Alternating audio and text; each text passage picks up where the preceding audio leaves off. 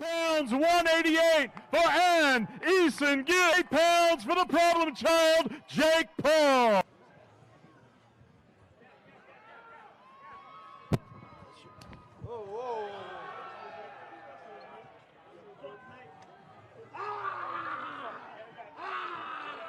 He makes his professional debut.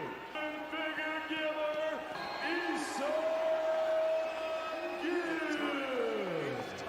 Introducing the problem child, Jake Paul. KSI in the building to watch and cheer on. No punching. It's like they're all professionals, so let's fight like it. Touch him up. Devin, you're known for some very confident in his ability to knock out an Eason Gibb as a professional boxer. And you could see immediately just diving in to Paul.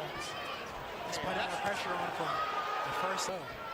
Crouching in a very unorthodox fashion. Looked like that was an early headbutt. I should start with the jab. As in any fight, but especially with debuters, whoever lands. Brother Logan in LA was a bit distracted in his training for KSI.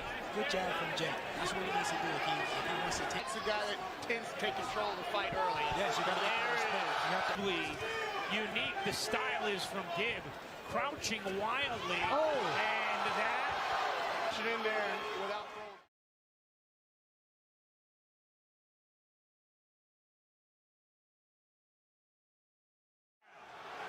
What he wants to do in there is working behind the jab. big right hand that lands. He's hurt. Gibb is hurt, and now he's down again, and that is it. Out victory as KSI looks on concerned. And his brother Logan celebrates an emphatic first round. And that's exactly what Jake Paul is calling for, shouting to KSI in the crowd. And right away, yesterday, Devin, he thought it would be the check hook that would end the night. He was throwing him. Set him down with the right hand. Jake Paul. 3-time winner of the NBA Slam Dunk Competition, 10-year NBA veteran, and now a pro boxer. Nate Robinson to the scale. He's a pro boxer. He's a musical artist. He's also 1-0 as a professional boxer. 1 TKO. The problem child, true to form. Jake Paul 1-0. Jake Paul. We've been waiting for this one a long time, Los Angeles. Bitch, man. We'll see you tomorrow. Nate, if I could get you over real quick. Love you, Nate. I ain't slept in like 5 days. I just landed in the UK. Had to switch bricks for the time. They all going out. He came out banging tonight, though. He got the right music. Kryptonite. Bro! Here is Jake. Out of my driveway. Got money coming in 5 ways. I ain't slept in like 5 days. How athletic Nate Robinson is. Yeah, he is. He coming in. Look at him. Whoa. Slow down, nephew. He got on basketball shoes. Back him up there, Nate. Back him up. Get up out of there. Speed. Speed kill. Get up on him then, dog. And See, you got to protect yourself, Yeah, dog. Nate Robinson bringing the... In the trailing game, some game on that grappling. Look like they grappling out there. Nah, they are getting some Muay Thai on. Twice a day with Chris Danina, who has worked with Robinson in the mornings, and then boxing trainer Pat. At all times, ain't that what they say? You betcha. Oh! And Jake Paul caught Nate Robinson on the way. Good night, Irene. Robinson goes face first. It was back to his head. Back of his head, a rabbit punch. Give me your gloves. He's been rattled and explodes with a right hand. And all right, took the line back in his football days, but wow. Again, it's not pretty. That controls a lot of the nerves in your body, right? Yeah, 100% shuts you down, but you can regain it. He recovered well, though. See if this was fair or foul. Boom. That was fair. That was fair. Back in the air. man. That was in the air, the GB20 nerve. Yeah, good offense, but I don't see no defense. Come on, Nate. You got to. Well, if he's there, he goes. See, Jake, one thing I'll give Jake credit for is from his first fight that I saw to this, he's improved. There's a feint from Jake. Caught him. Oh, my God. Handed down. Lord have mercy. Robinson. Oh, Jesus. Bumping it like it's hot, baby. But Snoop Dogg is singing the hymns. He's trying to get... Lord! Mamma mia, the problem child proving to be a big problem for Nate Robinson. You can't play. You can't play boxing. You can't play with this pimping. That's for sure. Sam, good balance, good balance. And Great you must craftsmanship. clench. You must clench your mouth and hold your stomach in tight to take this hit that you fought. Notice though, Israel, there was little defense from Nate the whole fight. It seemed like his trainer only showed him how to, be offensive. You have to be defensive. Knockdown here, Israel. See, he missed the jab and then right on the head. Right on the temple, and to hit someone on the forehead as well. He is the problem child, Jake Paul.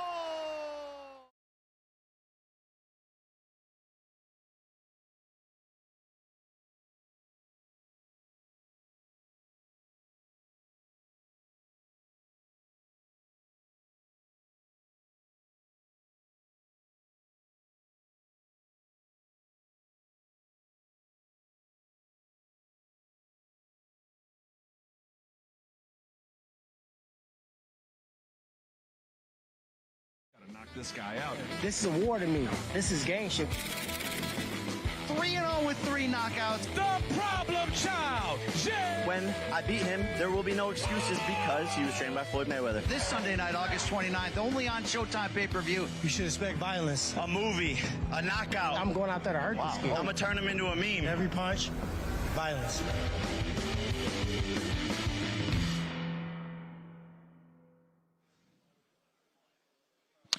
We are live in downtown Cleveland, Ohio, and now just minutes away from today's press conference for Jake Paul versus Tyron Woodley. Hello, everyone. My name is Luke Thomas. This is Brian Campbell. We're the hosts of Morning Combat, but we're going to get you ready before we throw it to Brian Custer for today's press conference. BC, we were at yesterday's open workout, and there was a lot about what kind of physical preparation, examinations we could make from afar. Both guys appear to be in great shape, as well as the rest of the card as well. But today, it seems, is this the last chance for the mind games to play a role? I think that's a very smart way to look at it. Jake Paul is a troll by nature, so whatever you think of his chances coming in and you look at the odds makers, it's very close right now. You wonder if the mental edge, something he has a great job of getting in people's heads, attracting fights with so many different names across the fight sphere, whether these fights are realistic or not. People want to see this guy. Some people want to see this guy go down. This will be the last chance for the two fighters to try to plant those seeds just days out from this fight.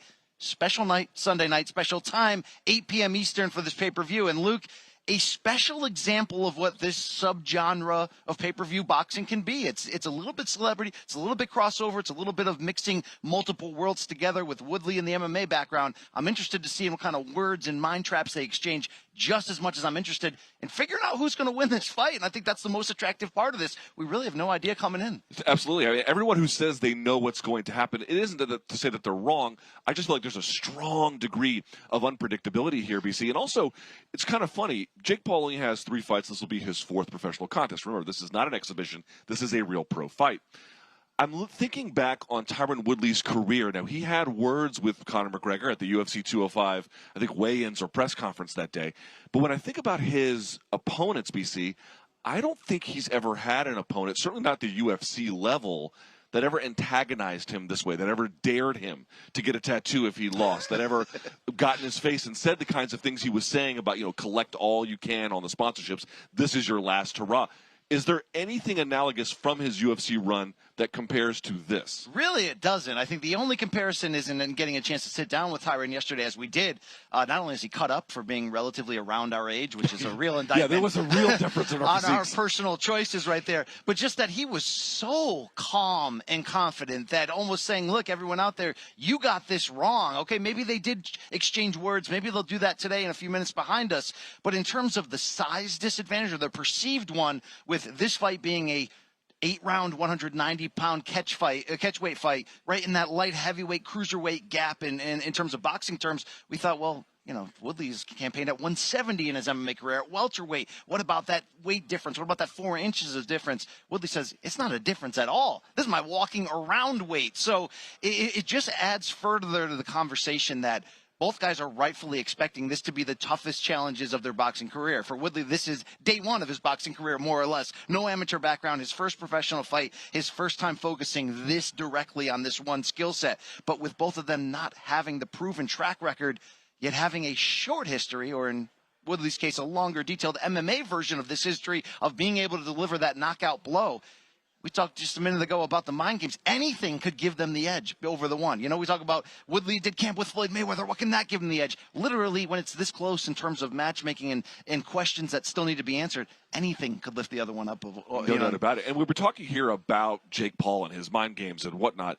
Still, it deserves to be noted, while Woodley hasn't had to face this kind of an opponent who can do the kinds of things he's probably going to do at the press conference here just minutes away, on the other hand, Jake Paul has never had an opponent.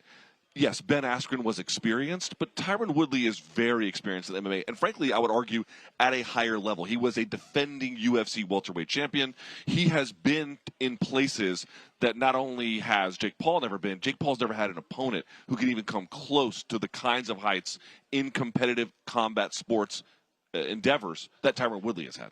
Absolutely, and that means that we already know intangibly in terms of the foundation of who Tyron Woodley is as a fighter. We already know he's got a chin. We already know he's tough. We already know there's a will to win, to persevere through some tough times. I think the fun part from an entertainment value of the questions not answered yet from Jake Paul through 3 professional bouts, 4 rounds, 3 knockouts, and maybe not the type of competition level that the boxing purists can embrace and understand, but this is Jake stepping out of that and going up to a higher level. This is certainly, without question, the biggest threat that he has faced, a guy that has the capability of knocking him out.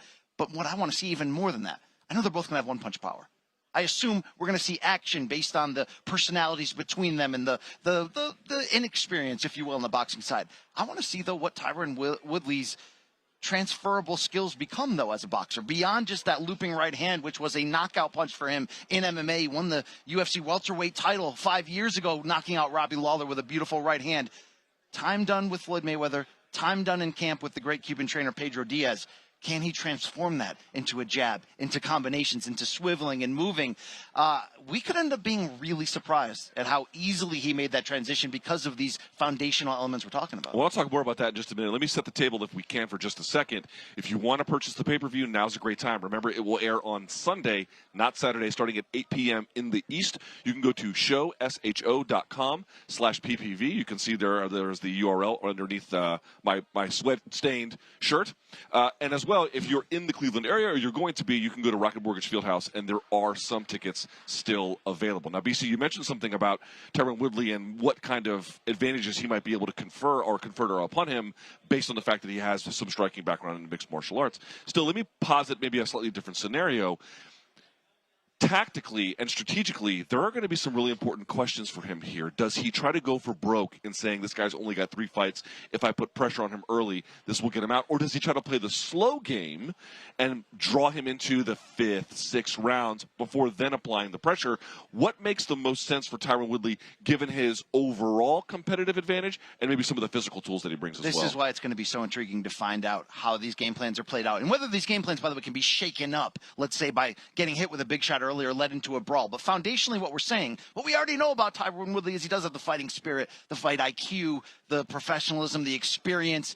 And on top of this, he's also got the proven stamina, too. I mean, he's a 5-round championship-level fighter in the UFC. Could it benefit him, should this be more of a boxing match that pushes more towards the 6th, 7th, 8th round, where we can find out a lot more about Jake Paul than Tyron Woodley? My question is, though, what I just teased, if Woodley gets hit with a big bomb early, if Jake Paul is saying, he may have a little bit of edge on me in certain expertise areas here, but I am the naturally bigger guy. And also, I'm a bit of a daredevil. Jake Paul is fun to watch because he goes after it. I wonder if you can pull Woodley from that game plan. I wonder what happens. Is the more skilled guy going to win this, or is it just the guy more willing to go for it, Luke? At this level of boxing, you can never really be sure. It can be a wild card. It can be some fun outcomes. I think that's all part of the juice that's heading into Sunday night. It's not a traditional boxing match by any means, even though Jake Paul has been working hard. It's been part of his plan to try to win over those purists, those hardcores on the boxing side have been a little like, get away from me. But in a transitioning point, Jake's not backing away from what he thinks he can do for those same boxing purists. by providing a big platform that makes boxing headline news again, and then this whole fight about fighter pay. Because he's not just talking about the UFC MMA side. He's talking about taking less money to give to people on this card, the championship fighters that are fighting below him, like Amanda Serrano in the co-main event, more money than they've ever made. I'm not trying to paint Jake Paul here as like the patron saint Robin Hood, but he's certainly not trying to just take from boxing and give nothing back. And I think that's an interesting sort of sub-storyline heading in as we try to figure out who's going to win this fight. You asked him yesterday, of all of the critics you've had to overcome, of all the audiences you've had to convert to your side, which one remains the holdout? And the answer was, as you had kind of indicated with the question, it's the boxing purists. There's certainly the MMA fans watching this who will probably not be converted one way or the other. But even I was somebody who was skeptical of him. And again, I'm not here to say he's a championship-level boxer. He's pretty far from it. But he is taking it seriously, and he is sort of committed to the craft, and he has escalated the various levels of challenges, this being the chief among them. Still, I want to sort of reflect on yesterday, if we can, a little bit, BC. What was your biggest takeaway, good and bad? Let me start, if I may. With Tyron Woodley, here's the good that I saw. He came in phenomenal shape. He looks to be in excellent condition. From what I'm hearing, the training has gone phenomenally well, given all the things that it can. That's what I liked. But what I didn't like was when I asked him what happened in the end of UFC run, he was saying, well, I kind of got caught up in the lifestyle. True. But there was no acknowledgement that 40 is different than 30, is different than 25. I think that plays a role, too. What did you pick up on? You know, I picked up on certainly what I mentioned earlier, Woodley's just overall calmness in this moment. You don't see those nerves of, like, will I be able to cross over into this new sport? Will this opponent who people want to think is nothing, even though there's something there, boxing-wise, in Jake Paul. We've seen that through 3 fights, regardless of the matchmaking. And certainly answers, you know, questions need to be answered this Sunday night. But, you know, Tyron just seems so calm. There could be something in being too calm, going in there and not giving your opponent the full amount of respect. Of course, we're going to find that out when they touch gloves. But I liked Woodley's confidence in that regard.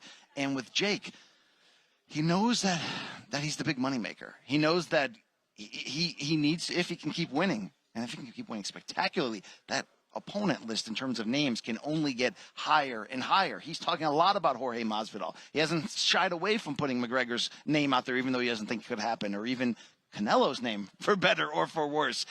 We know Tommy Fury is on this undercard. So look, Jake Paul, I love the homecoming angle. I love the confidence he's shown, but it almost feels like, even though Woodley's the toughest fight of his career and we're not really sure who's going to win, the business machine almost has Tommy Fury on the pay-per-view main card, the half-brother of heavyweight champion Tyson Fury. Yeah.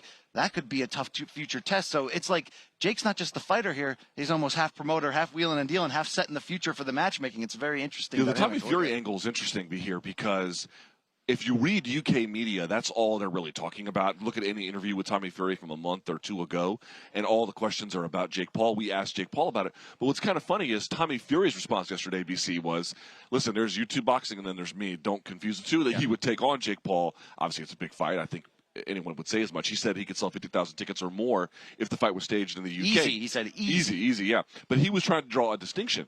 In a similar vein, we asked Jake Paul about it, and he was, what do you want to say, lukewarm about the idea? It didn't exactly seem to him to be the best one, because he said that while Tommy Fury might be an interesting challenge for this reason or another, you know, he's not going to move pay-per-views like a Jorge Masvidal might. So what I'm trying to say is, BC, media has created this angle. Both fighters seem like moderately willing, but they didn't seem like they were very gung-ho about it. Well, it seems like from Jake's perspective, he needs to see the attention that's going to be brought to Tommy. You know, he's got both the split attention of being Tyson Fury's younger brother, but of having the Love Island reality TV background in the UK, a tabloid sensation. He wants to see how the American audience is going to accept that and embrace that. And that could be an interesting matchup moving forward, because Tommy Fury, although 6-0 as a pro, still hasn't yet established and identified himself as more of legitimate fighter trying to be great than just guy with a name, guy with a platform. So this is a great test for him. He'll be taking on Anthony Taylor on this pay-per-view main card, who is a fighter with MMA and pro boxing experience, is also a sparring partner in the Paul camp. So you sort of got the beginning of storylines being built. But before we can even talk about a Masvidal or any future opponent like that, you got to get through Tyron Woodley. And Luke, I could not have, as a whole, I mentioned his confidence, which I liked. We both mentioned, you know, he's in great shape. But I could not have just been more impressed overall. After talking to him, you got the feeling that he's not going to go in there necessarily with just one punch, that there's going to be a game plan and an execution, and that physically he may still be able to deliver that at a very high level. There's no doubt about it. I mean, even in his last UFC fight, we talked about it, the UFC run that he had at the end, it was not a particularly great one. He lost 4 in a row, and he was getting stopped, and then he was getting injured into the Colby Covington fights and beyond. But in the Vicente Luque fight, his last one, he did show a competitive fire, BC. He didn't win the contest. Luque, by the way, is maybe at the top of his game and one of the best welterweights in the planet. Nevertheless, he rocked Luque early. And here's the thing about it. Luque, unlike Jake Paul, is an extreme